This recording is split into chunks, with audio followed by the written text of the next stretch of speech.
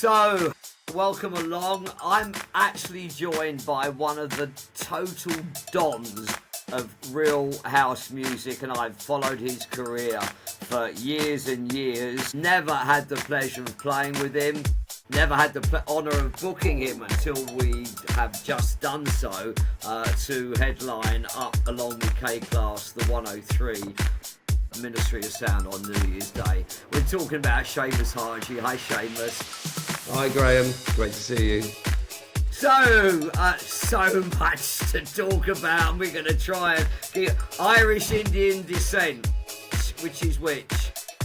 Yeah, Irish and Indian. So it was in the mid-60s, and I always say this, in the mid-60s there were lots, like certain rental accommodations would only have certain people stay. So where the immigrants would stay, that's how my parents met. They would have been in a house share. He was Indian, she's Irish. I think, and he was Muslim, but I think she was probably cooking some bacon one morning, and that bacon sandwich, and then it led to me. So that was it. And the shotgun wedding, and it tasted so good. I remember watching. It was a Jewish thing of a family on Netflix. Very very orthodox, and the girl ran away to Berlin, and she was eating a sandwich, and she said, "Oh, what is it?" And the guy said, "Ham." I thought I was gonna die. So your career, I mean, you're like a real don of the whole UK house scene. Noticed that you started playing jazz funk in '86, soul and funk. Yeah. You were playing in Ireland. Where do you live now? Just quickly. So I'm back in the hood. I grew up in Camberwell, South London, and I'm actually back. I was in Brighton for about 16 years, but I moved back to London, and I'm back in the hood, back in Camberwell. Okay, so in '86 you were playing soul funk. Where was that? Was that in Ireland or? Yeah, no. So I mean, I grew up in London. So in South London, long story short, it was when there were lots of sound systems, you know, and it was like Norman Jay was in good times. You know, Trevor Nelson was a sound system called Mad Hatters. So what would epitomise that scene to make it easy for people is Soul to Soul. You know, they epitomised that scene, and they went on to become a worldwide success. And the other one would be Massive Attack, because they used to be the Wild Bunch up in Bristol. And yeah. That's the best example. It was an eclectic mix of soul, funk, hip hop, some early house music, but it was kind of pre-house, and it was all that early 80s funky soul, funk, jazz funk sort of scene led to that. Yeah, I was resident at a club called Gulliver's in Mayfair all through the 80s, but in '83, '84, I was doing JFM or Horizon, one of the pirates before I did the Soul Show on Capital, and I started playing out in South London with Coxie. That's where I first met Carl in this dodgy black club in Brixton, but they were.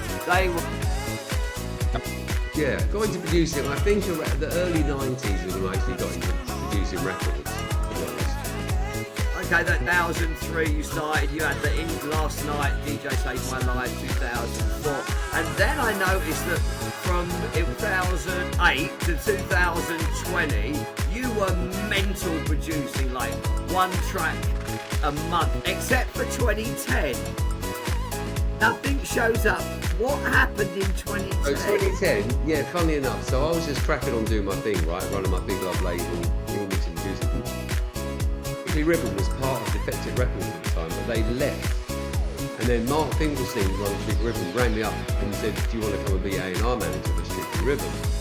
Which is like a dream job, right? But what I had to do... Yeah, but what I had to do was either bring my Big Love label into Strictly Ribbon or put the label on a hiatus. So for a year, I wasn't releasing on Big Love because I had to be exclusive to Strictly Ribbon, and I wasn't even looking at making records and such. So that's what happened. Went to Strictly Ribbon. After about a year, we had musical differences. At the time, they wanted to go in more of an EDM progressive house direction, and I'm like, I'm not going to do that for the label. We parted ways, and then I went back to Big Love. So that's a very good question. Yeah. But because you have stayed, your contribution to UK house music, and I say real house, because you never crossed the scales to go the other way. You stayed true to your roots, very much in a way that Norman J has. You mentioned him earlier, and the good time. Because, you know, I guess a lot of people don't know, we were all soul boys in the 80s, because there was no such thing as house. Yeah. That's the amazing thing, isn't it? When you speak to younger people, you say when you start DJing, so I started in 1985, it's like, yeah, that was before house, pre-house, and people can't understand it. Like, well, what were you listening and playing to before house? And there was dance music, it just wasn't house music. Yeah. Do you ever get annoyed? I mean, like, is it judgmental? I don't know. I mean, I've been out and I've heard somebody play a track and it's got like a classic 80s soul sample, or it's got a classic early 90s Todd Terry sample, and I hadn't found the track on Beatport Track Source or promos. I'm going, oh, what's this? This has got... No, it's a brand new track. No, the sample is from Todd Terry, A Day in the Life of, or whatever. Yeah.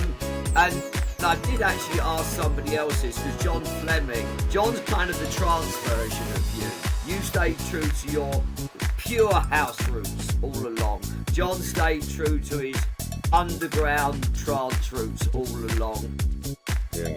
He just made a post about a lot of us older, not so much me, because I'm kind of out of the limelight. It's why I live here, but I do enjoy going back and doing the gigs. But I want to play Graham Gold to 2025, not Graham Gold 1997. Yeah. And even with the radio show, which is only about new music, it's not enough. Yeah, John posted about, you know, older DJs really getting slagged off, and don't you think you should give up? And how do you feel about that? Or is that a really stupid question? It's an interesting question. I think it's horses for courses, because you've got different demographics of people that are out clubbing, right? So you have got the older people, the kids are growing up, they're going back out raving. And I do some of those parties where it's like 40s plus, and they're some of the best crowds, right? Because they didn't grow up holding camera phones and staring at the DJ. They're just having a great time. You know, they know how to party. But then also, I notice when I'm playing a lot of gigs, whether it's the Defected or Glitterbox or other parties, you have got older people, but you've got the younger crowd as well. So it's having that mixture. And for the young people, they don't really know a lot about the music. It's the older heads that know the records that you're playing and the references and the samples. But I think we are in a different era now, because when our parents were our age, they were proper old, weren't they? They weren't going out clubbing anymore. But we're younger. I think my mum went ballroom dancing. She had a dance partner, Uncle Lewis, but they used to go on. He had a little minivan, and they used to drive us on holiday. They both smoked, and the windows were always up in, not a minivan, in an Austin Mini, with cigarettes hanging out their mouth. The kids were in the back, all those things. But no, my dad, well, like that. He never. Did your parents go clubbing? God, no. That's what I mean. We're getting younger now, aren't we? People are, we're living longer. We're eating healthier. We're just younger attitude of mind, I think. And I just think with the older DJs, there's a lot to pass on to the younger DJs. You know, there's a lot of knowledge and experience, and that's a key thing. I think it's really important. Do you think that a lot of them are open to accept it? It's probably difficult. It's difficult, I think, sometimes. I remember, I'll give a good example. I remember when I was probably about 13 or something like that, and Planet Rock came out by Africa Bambaataa, right? Yeah. And this record... 122 BPM. I can tell you the BPM of every record I ever played.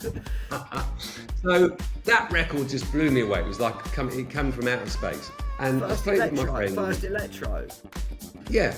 Well, along with Hashim Al Nailfish. Yeah, all that stuff. But I remember his older brother walked in the room and he went, "Oh, that's sampling Kraftwerk."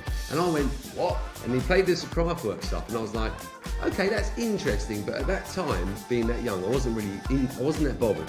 I liked the new format. So I think initially for younger people, they might be a little bit like, "Oh, you know, we're not interested in these older guys," or where the samples come from. They just want the new stuff. But eventually they will be like, "Okay, this all leads back to somewhere. It leads back to early house music. It leads back to disco. Like the roots. To go forward, you've got to look backwards sometimes. I think it's important to know where you're coming from. Yeah. Funny enough, there's a DJ on this island, David Chong, who I respect massively. He used to play vinyl back in Paris in the year. God, it was a few years ago, and I was at his house one day, and I said, you know what, if you want to be a doctor or a photographer or someone in fashion or a car mechanic, you go to college, you do your 2-year college course, but to be and you have to pass your exams. To be a DJ, and this, I've heard people on this island, oh yeah, I come to the Kopangan and I see all the DJs get the girls and the free drugs, and I want to become DJ. So I phoned my friend in the Moscow, and he sent me MacBook Pro. I buy top 10 from Beatport, and I am DJ. But they actually believe it. And so I did this 20 questions about house music. Even where does the term house music come from? What was the first label? So, blah, blah. Of course, I sent the questions to David, and he obviously got them all right. And I said, listen, you're going to get the lovers, and I'm going to get the haters. So we have to post them at the same time. And for sure enough, he got the lovers, I got the haters. People write, does it matter where the word house music come from? Does it matter about Strings of Life? Does it matter about Detroit? Well, yeah, it does, because it all came from South Soul and Prelude and those labels, in the mid-80s. The early 80s. It's important, isn't it? If you know about house music, you go back to the Warehouse, go back to Frankie Knuckles. It's like, I mean, seriously, like I won't get too serious, but you need to know where it comes from. If you're homophobic, how can you be into house music? It came from gay minorities, blacks, Hispanics, and gays. That's where it came from, And, as did disco. Exactly, right? So you got to know where you're coming from. Yeah, it's like seeing skinheads in the 70s and 80s. It's like being racist. Like, you're dressing and shaving your head like the rude boys of Jamaica. Do you not realise that? So you got to know where it comes from. I was actually a skinhead in '69. I started DJ. My love was reggae and James Brown. That was... Yeah. And actually before reggae, when it was rocksteady and even blue beat before that, my brother was into. I used to have every Studio One record ever. And when I was 19, and I got married, and my then wife wanted me to give it up, and we used to take the 7-inches around. So you used to get Britvic oranges, the little bottles for the mixers for the vodka, and they was Cockle and Core as they were called, and they had these wooden crates, and they were perfect for 7 inches. And I had 8 of these boxes just crammed with all my early rocksteady and reggae and Studio One, and I gave them all away, and it was like so for now. Because I just realised I forgot, because for me, I've constantly reinvented, but when I look back at your career, and although we've never played together, I've obviously followed you really closely, you never reinvented, really. You just moved forward with the same sound. You didn't kind of jump ship. Yeah, no. I mean, there are periods in time where I guess it's progression, isn't it? You're doing this at one point, and then it's like funny for me to hear DJs now playing early 90s house records, all these young kids. It's like, well, I went through that stage, and then it moved into the 2000s, and the music progressed. Then I got into production. Then I took on a slightly electronic edge with what I was doing, because that was what I was hearing, and I was getting inspired. And you come through that, and as I've got older, I've probably gone more and more back to my roots of original house music. But I'll tell you a quick funny story. When we've got a connection, right? So Nicky Smith, that used to do Peach, used to promote Peach for Kiss, when you were doing that at the Camden Palace, the second room, she used to play my mixtapes in that second room, right?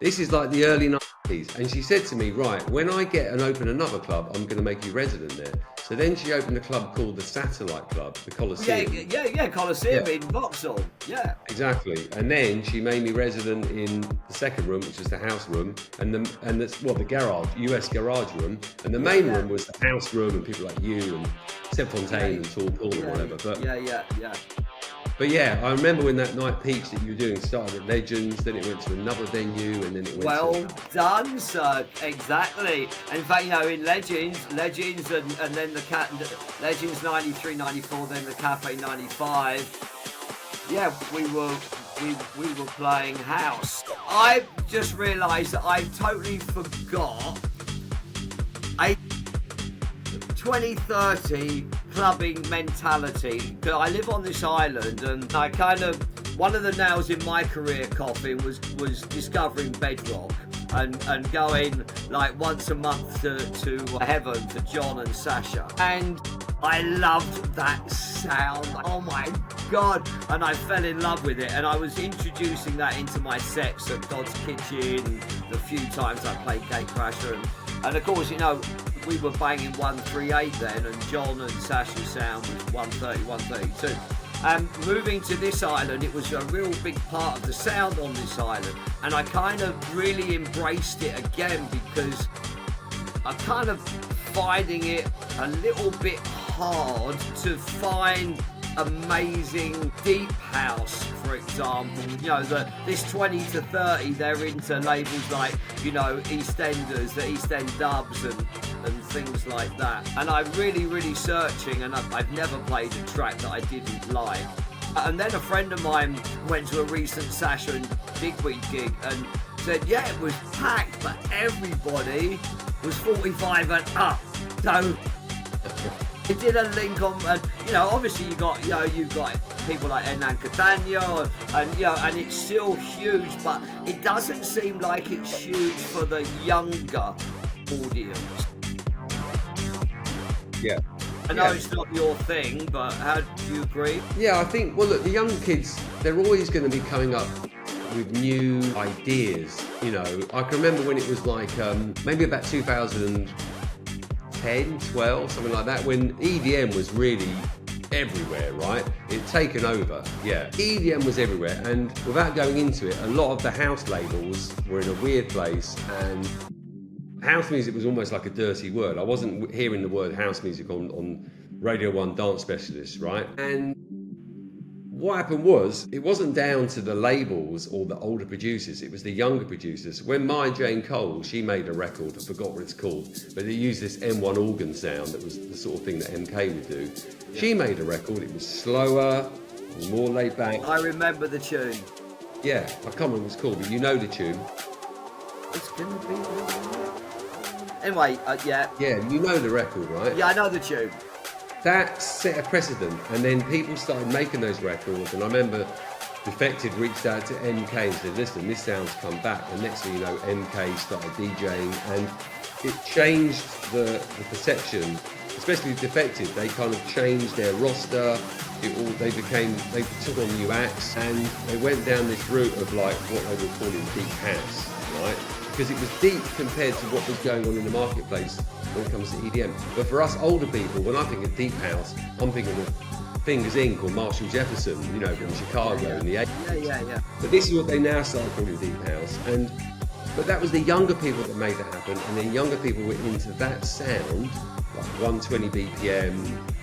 They were going against what was going on in the marketplace, which was EDM. So I think it's always going to be youth driven, and the youth are going to do their thing. Guess what? The youngsters that are listening to that stuff now, they'll be going to parties in 20 years where they're the older ones and they're in their 40s, and it will just be them.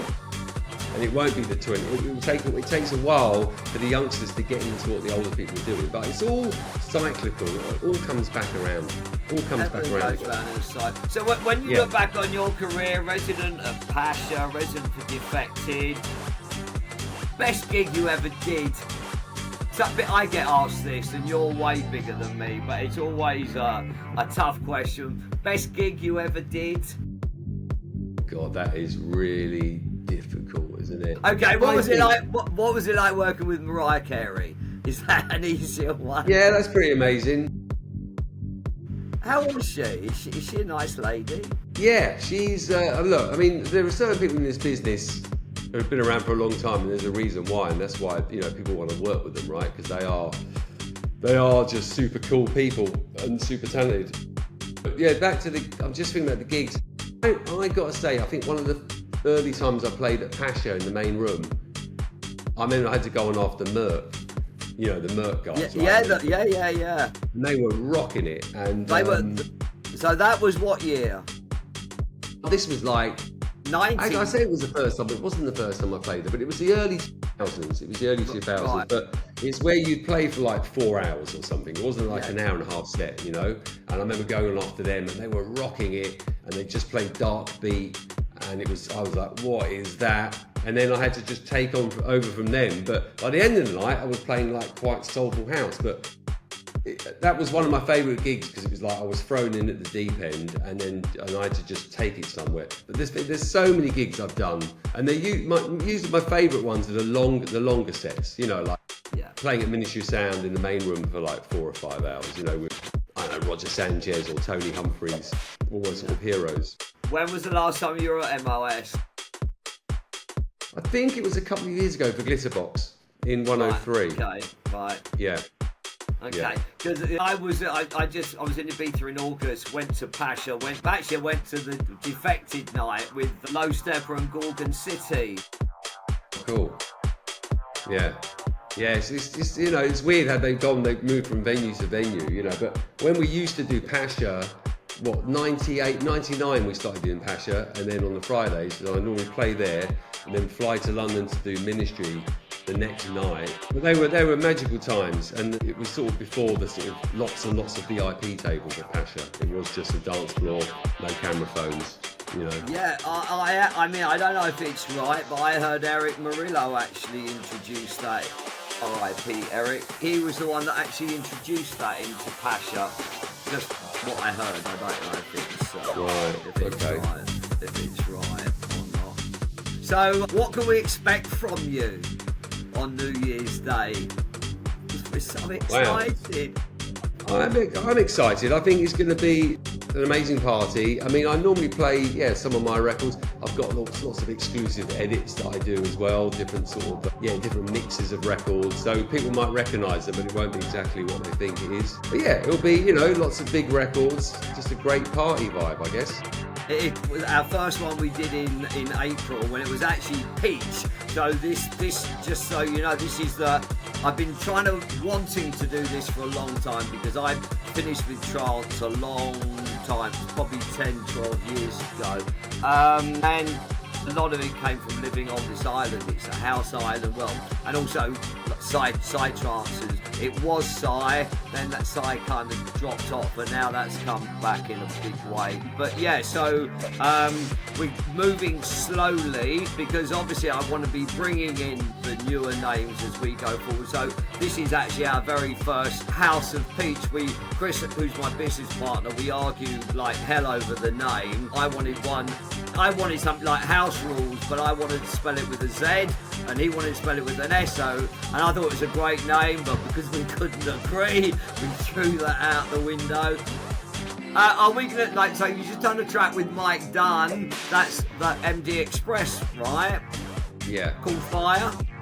You've been quite busy this year, because you got that, and you've also got another track with is it? I've always called them Hatteras. Is that how you say it? Or yeah, I say Hatteras. Yeah, right, Hatteras. okay. Yeah, in Toronto. Yeah. But Baby Wants to Disco.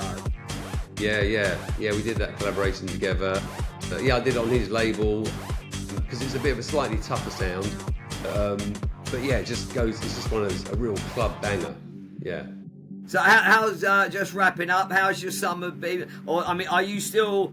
Because obviously I can't check everyone's Facebook, see where they're playing, but are you still, back in the day in the 90s we were talking about, it was always every Friday, every Saturday, 2, 3 gigs sometimes a night. Yeah. I know me at this age, I could never go back to that. But are you doing every Friday, Saturday, or every Saturday? Do you find it a kind of nicer life? Yeah, it's pretty busy. Especially I went off touring a lot in September, and I was in Toronto, then New York. I did Seoul in Korea. I did Tokyo, and it was like, that's amazing, but oh my God, just, you know, sat in a chair on a plane for 14 hours, the jet lag, you're going 1 minute, you're 8 hours ahead of your body clock, then you're 5 hours behind. I mean, all of that I don't like. But doing the gigs, but that's kind of what you get paid for, right? The gig's easy, like you're going to play well, you're going to rock it, that's the idea, but it's all travelling. I think that's what you get paid for. So I'm not keen on travelling, but that's just part and parcel of it. But I'd say, yeah, I'm pretty busy. But you must be gold tier on One World Star Alliance. You use the same kind of carrier. At least you get the lounge. Yeah. But it's amazing though, isn't it, that all these years on, you know, you're touring the world. It's incredible. Yeah, I didn't think I'd still be in this position, you know, and I think because I've always been involved in the industry. It's not, I've either worked in dance record shops for 10 years in Soho, writing for magazines, then got into making music, then got to work for record labels, right? So I started working for record labels back in '98. So always in the industry, and I think that's it. I've always got that base. It's not just, I'm always like, I guess I'm wearing different hats all the time, from doing A&R to running a label to DJing and producing, right? And I'm also managing some people as well. I'm trying to bring new people. Are you? Yeah. So you work 48 hours a day. When do you? Yeah, something like that. My kids are all grown up. You know, kids are all adults now. So I love work. I just put my energy into work, but I love it. You know. So I'm just really, that's the bottom line. I'm happy. I'm so happy I get to do what I do for a living because I love what I do. I'm really lucky. And partner's all right with that and everything. Like you're used to it by now. Yeah, that's part and parcel of it, isn't it? Kids followed in your footsteps because I was talking to Paul from K-Class. His daughter's just started DJing. So has my son's absolutely huge on the trance scene. Okay, but yeah, any of your following in music industry? Yeah, so my daughter, she's working in the music industry. She's working for Warner, and she was managing this guy called Nines, this rapper. Well, no, she was Young Bay. Was it Young? See, I'm getting I'm forgetting names. Anyway, she's working with this rapper, a management company thing. And then one of my ones is my eldest son is getting into DJing, but he's into this stuff called footwork, like from Chicago. It's about 150, 160 BPM. What's it called? Footwork. So it's like from Chicago. And a good example, there's a female DJ called Sherelle from the UK, and I think she's in that world. That's like, she exemplifies that sort of music. So he's just getting into that. He's starting to make a few tracks and sort of DJing a bit. And yeah, it's not my sort of thing, but again, he's doing what the youngsters do, right? The new thing. And then my other son, he's not in the music industry, but he's very keen on music. Well, he's into K-pop. That's why he's living in Korea and he's teaching out there and he loves K-pop. But yeah, I don't think he's going to be a DJ. Well, sadly, I'm not going to be there on New Year's Day because there's no way I can get. This island is insane, and so the flights are super expensive, and it's all mental. Okay. But I'm sure we're going to ask to have you back as we go through with our House of Peach. But I want to say thank you. It's an honour to talk to you, and an honour to have you playing for us on New Year's Day at Ministry, Seamus. Thank you. I'm looking forward to it.